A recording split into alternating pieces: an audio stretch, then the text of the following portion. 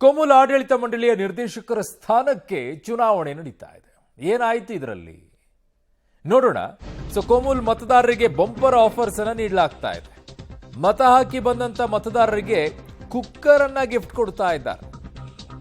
Cooker ತಗೊಳ್ಳೋಕೆ ಆಗ್ತಿಲ್ಲ. Mumbai Goa Hyderabad tour ಭಾಗ್ಯವನ್ನ ಕೊಡ್ತಾ ಇದ್ದಾರೆ. ಮುಂಬೈ ಗೋವಾ ಹೈದರಾಬಾದ್ ಟೂರ್ ಭಾಗ್ಯ ಹೆಂಗಾದ್ರೂ ಫ್ರೀ ಇದೆಯಲ್ಲ ಹೆಣ್ಮಕ್ಳಿಗೆ ಬಸ್ಸು.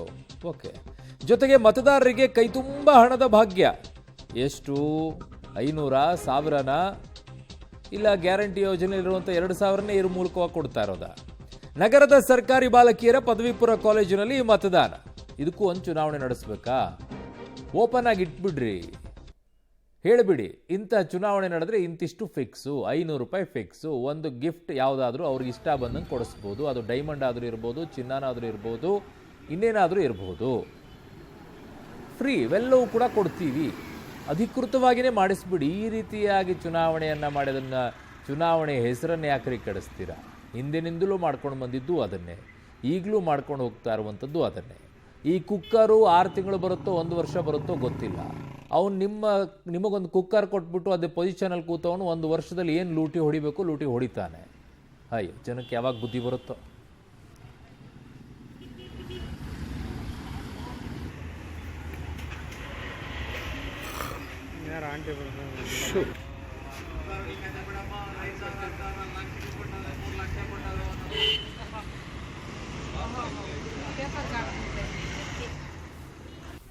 ನೋಡಿ ಚೆನ್ನಾಗಿದೆ ಅಲ್ಲಿ. ಹೆಂಗೆ ಅಂತಂದರೆ ಕಂಕ್ಳಲ್ಲಿ ಒಂದೆಲ್ಲ ತುಂಬ್ಕೊಂಡು ಹೋಗ್ತಾ ಇದ್ದಾರೆ. ನಾನು ಆಗಲೇ ಹೇಳ್ತಾ ಇದ್ದೆ ಅದಕ್ಕೆ. ಇದನ್ನೆಲ್ಲ ಒಂದು ರೀತಿಯಾಗಿ ಅಧಿಕೃತವಾಗಿಯೇ ಮಾಡಿಬಿಡಿ. ಅನಧಿಕೃತವಾಗಿ ಅಲ್ಲೆಲ್ಲೋ ಕಾರಲ್ಲಿ ಒಂದು ಟೋಕನ್ ಕೊಟ್ಬಿಟ್ಟು ಆ ಅಡ್ರೆಸ್ಸಿಗೆ ಹೋಗಿ ಅಲ್ಲಿ ಕಲೆಕ್ಟ್ ಮಾಡ್ಕೊಳ್ಳಿ. ಇವೆಲ್ಲ ಯಾಕೆ ಬೇಕು? ಸರ್ಕಾರ ಹೇಳಿಬಿಡಿ, ಇಂತಹ ಚುನಾವಣೆ ನಡೆದ್ರೆ ಅಲ್ಲಿ ಸ್ಪರ್ಧೆ ಮಾಡುವಂಥವರು ಒಂದು ಗಿಫ್ಟನ್ನು ಕೊಡಬಹುದು. ಅದೇನಾದರೂ ಆಗಿರಬಹುದು. 500 ರೂಪಾಯಿಂದ ಇಂತಿಷ್ಟು 2000ನೋ 3000ನೋ 5000 ರೂಪಾಯಿವರೆಗೂ ಅವರು ಕಾಸನ್ನು ಹಂಚಬಹುದು. ಆಯಿತಾ? ಅದಕ್ಕೊಂದು ಲಿಮಿಟೇಷನ್ ಇಟ್ಬಿಡಿ. ಏನು ಬೇಕು ಅದನ್ನು. ಎಲ್ಲ ಟ್ರಿಪ್ಪಿಗೆ ಒಂದು ಪ್ಯಾಕೇಜನ್ನು ಕೊಡಬಹುದು. ಇಂತಿಷ್ಟು ಮೊತ್ತದಲ್ಲಿ ಇಂಥ ಪ್ಯಾಕೇಜನ್ನು ಕಳುಹಿಸಿ ಕೊಡಬಹುದು ಇಂಥ ಜನಕ್ಕೆ. ಹಾಕ್ಬಿಡಿ. ಅದು ಅದರಲ್ಲೂ ಕೂಡ ಮೀಸಲಾತಿ ಇಟ್ಬಿಡಿ. ಹಿಂದುಳಿದ ವರ್ಗದವರಿಗೆ ಇಷ್ಟು, ದಲಿತರಿಗೆ ಇಷ್ಟು, ಜನರಲ್ ಕ್ಯಾಟಗರಿಗೆ ಇಷ್ಟು ಇಟ್ಬಿಡ್ರಿ. ಹೆಣ್ಣುಮಕ್ಕಳಿಗಿಷ್ಟು, ಗಂಡು ಮಕ್ಕಳಿಗಿಷ್ಟು, ವಯಸ್ಸಾದವರಿಗಿಷ್ಟು, ಮಕ್ಕಳಿಗಿಷ್ಟು ಪ್ಯಾಕೇಜ್ ಇಟ್ಬಿಡಿ. ಒಳ್ಳೆಯದೇ. ಅಯ್ಯೋ, ಮಾನಗೆಟ್ಟ ಥರ ಈ ಥರ ಚುನಾವಣೆ ನಡೆಸ್ಕೊಂಡು ಓಡಾಡಬೇಕು. ಅದಕ್ಕೆ ಪೊಲೀಸರು ಬೇರೆ ಸಾಕ್ಷಿಗಳು.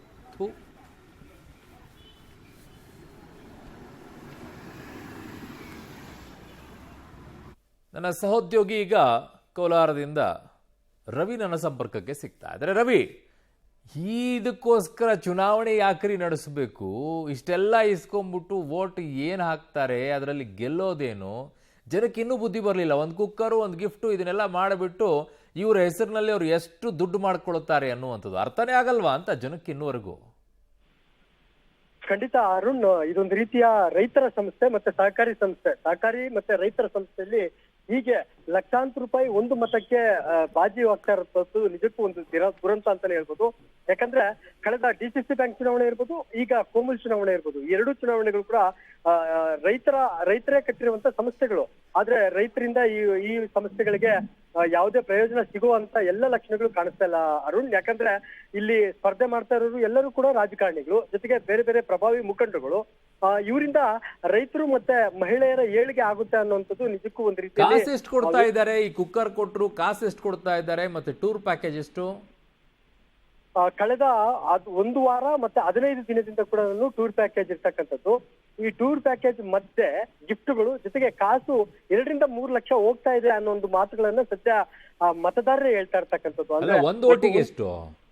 ಒಂದು ಓಟಿಗೆ 2 ರಿಂದ 3 ಲಕ್ಷ, ಜೊತೆಗೆ ಗಿಫ್ಟ್ಗಳು. ಈ ಮಧ್ಯೆ ಪ್ರವಾಸ ಭಾಗ್ಯ. ಅವನು 1 ರಿಂದ 2 ಲಕ್ಷ ದುಡ್ಡು ಕೊಟ್ಟು ಗಿಫ್ಟ್ ಕೊಟ್ಟು ಟೂರ್ ಪ್ಯಾಕೇಜ್ ಮಾಡಿ, ಆಯ್ತಾ, ಆಮೇಲೆ ಅವನು ಎಷ್ಟು ಗಳಿಸ್ಕೊಳ್ತಾನೆ ಅಂತ 2 ಲಕ್ಷನ ಒಂದು ಓಟಿಗೆ. ಅಯ್ಯಯ್ಯೋ, ಯಾವ ಚುನಾವಣೆ ರವಿ ಇದು? ಎಷ್ಟು ವೋಟರ್ಸ್ಗಳಿರ್ತಾರೆ ಅಲ್ಲಿ? ಖಂಡಿತ ಅರುಣ್, ಈಗಾಗಲೇ 13 ಸ್ಥಾನ, ಅದರಲ್ಲಿ 1 ಸ್ಥಾನ ಅವಿರೋಧ ಆಯ್ಕೆ ಆಗಿರ್ತಕ್ಕಂಥದ್ದು. 13 ಸ್ಥಾನಗಳು ಸದ್ಯಕ್ಕೆ ಇವತ್ತು ಮತದಾನ ನಡೀತಾ ಇರ್ತಕ್ಕಂಥದ್ದು. 13 ಸ್ಥಾನಗಳಲ್ಲಿ 855 ಮತದಾರರು ಇರ್ತಕ್ಕಂಥದ್ದು. ಅಂದ್ರೆ ಕೋಟ್ಯಾಂತರ ರೂಪಾಯಿ ಇಲ್ಲಿ ಇವತ್ತು ಈ ಒಂದು ಚುನಾವಣೆಯಲ್ಲಿ ಟರ್ನ್ ಓವರ್ ಆಗಿರ್ತಕ್ಕಂಥದ್ದು. ಇದಕ್ಕೆ ಯಾವುದೇ ಲಂಗು ಲಗಮಿಲ್ಲ. ಯಾಕಂದ್ರೆ ಯಾವುದೇ ಹಣದ ಖರ್ಚು ವೆಚ್ಚಗಳು ಯಾರಿಗೂ ತೋರ್ಸಂಗಿಲ್ಲ. ಜೊತೆಗೆ ಇದು ಯಾವುದೇ ವಿಧಾನ ಪರಿಷತ್ ಚುನಾವಣೆಗೂ ಮೀರಿದಂತೆ ಎಲೆಕ್ಷನ್ ಮಾಡ್ತಾ ಇರ್ತಕ್ಕಂಥದ್ದು. ಒಂದು ಡೆಲಿಗೇಟ್ ಅಂದ್ರೆ ಹಾಲು ಉತ್ಪಾದಕರ ಸಹಕಾರ ಸಂಘದ ಓರ್ವ ಅರ್ಹ ಫಲಾನುಭವಿ ಮತ ಚಲಾಯಿಸ್ತಾರೆ. ಆ ಅರ್ಹ ಫಲಾನುಭವಿಗೆ 2 ರಿಂದ 3 ಲಕ್ಷ ರೂಪಾಯಿ ಹಣ, ಚಿನ್ನ, ಬೆಳ್ಳಿಯ ಉಂಗುರ, ಜೊತೆಗೆ ದುಬಾರಿ ಬೆಲೆಯ ಗಿಫ್ಟ್ಗಳು ಕೂಡ ಈಗಾಗಲೇ ಸೇರಿರ್ತಕ್ಕಂಥದ್ದು. ಅದರಂತೆ ಈಗಾಗಲೇ ಸಾಕಷ್ಟು ಜನರು ಏನು ರೈತರ ಸಮಸ್ಯೆ ಹೀಗಾಗೋಗೈತಲ್ಲ ಅನ್ನೋ ಒಂದು ಆತಂಕ ಕೂಡ ವ್ಯಕ್ತಪಡಿಸ್ತಾ ಇರ್ತಕ್ಕಂಥದ್ದು. ಯಾಕಂದ್ರೆ ರೈತರೇ ಕಟ್ಟಿ ಬೆಳೆದಂತ ಸಮಸ್ಯೆ ಇವತ್ತು ರಾಜಕೀಯ ಪ್ರೇರಿತ, ಜೊತೆಗೆ ಹಣದ ಒಳೆ ಹರಿತಾ ಇರ್ತಕ್ಕಂಥ ಒಂದು ಚುನಾವಣೆ ಆಗಿರ್ತಕ್ಕಂಥದ್ದು. ಕೋಲಾರದ ರೈತರಲ್ಲೂ ಕೂಡ ಸಾಕಷ್ಟು ಆತಂಕವನ್ನ ಸೃಷ್ಟಿ ಮಾಡಿರ್ತಕ್ಕಂಥದ್ದು. ಜೊತೆಗೆ ರೈತರು ಇವತ್ತು ಪ್ರವಾಸಕ್ಕೆ ಹೋಗಿ ಕಳೆದ 1 ವಾರ 15 ದಿವಸದಿಂದ ಪ್ರವಾಸಕ್ಕೆ ಹೋಗಿ ಗೋವಾ, ಮುಂಬೈ, ಹೈದರಾಬಾದ್ ಬೇರೆ ಬೇರೆ ಪ್ರದೇಶಗಳಿಗೆ ಕಳೆದ 1 ವಾರದಿಂದ ಅವರನ್ನ ಬಹಳ ಅಚ್ಚುಕಟ್ಟಾಗಿ ಬಹಳ ಏನು ಅವ್ರಿಗೆ ಏನ್ ಬೇಕು ಅದನ್ನೆಲ್ಲ ನೋಡ್ಕೊಂಡಿರ್ತಕ್ಕಂಥದ್ದು. ಜೊತೆಗೆ ಅವ್ರಿಗೆ ಗಿಫ್ಟ್ಗಳು ಕೊಟ್ಟಿರ್ತಕ್ಕಂಥದ್ದು. ಇದೆಲ್ಲವೂ ಕೂಡ ನೋಡಿದ್ರೆ ರೈತರ ಸಹಕಾರಿ ಸಂಸ್ಥೆ ಏನಾಗ್ತಾ ಇದೆ, ಜೊತೆಗೆ ಎತ್ತ ಸಾಗ್ತಾ ಇದೆ ಅನ್ನುವಂತ ಆತಂಕ ರೈತರಲ್ಲೂ ಕೂಡ ಮನೆ ಮಾಡಿರ್ತಕ್ಕಂಥದ್ದು. ಅರುಣ್, ಧನ್ಯವಾದಗಳು ರವಿ ನಿಮ್ಮೆಲ್ಲ ಮಾಹಿತಿಗೆ. ಏನ್ರಿ, ಒಂದು ಓಟಿಗೆ 2 ರಿಂದ 3 ಲಕ್ಷ ಅಂತೆ, 850 ಓಟ್ಗಳಿರೋದಂತೆ. ಅಲ್ಲಿ ಕೊಡ್ತಾ ಇರುವಂಥದ್ದು ಗಿಫ್ಟು, ಉಂಗುರ, ಚಿನ್ನ, ಬೆಳ್ಳಿ, ಟೂರ್ ಪ್ಯಾಕೇಜು. ಅಪ್ಪಪ್ಪಪ್ಪಪ್ಪ, ಯಾವ ಮುಖ ಇಟ್ಕೊಂಡು ಆಮೇಲೆ ರೈತರು ಹೋಗ್ಬಿಟ್ಟು ಅಲ್ಲಿ ನಮಗೆ ಆ ಸಮಸ್ಯೆ ಆಯ್ತು, ಈ ಸಮಸ್ಯೆ ಆಯಿತು ಅಂತ ಕೇಳಕ್ಕೆ ನಿಮಗಿರುತ್ತೆ? ಇಷ್ಟೆಲ್ಲ ಇಸ್ಕೊಂಡ ಮೇಲೆ ಅದಕ್ಕೆ ನಿಮ್ಮನ್ನು ಎಲ್ಲಿಡಬೇಕು ಅಲ್ಲೇ ಇಡ್ತಾರೆ. ಅವ್ರು ಯಾವ ಪೊಸಿಷನ್ಲಿ ಇಟ್ಕೋಬೇಕು ಆ ಪೊಸಿಷನ್ನಲ್ಲೇ ಇರ್ತಾರೆ. ಯಾಕಂದರೆ ಇಂಥ ಇಸ್ಕೊಂಡಿರ್ತೀರಲ್ಲ ನೋಡಿ.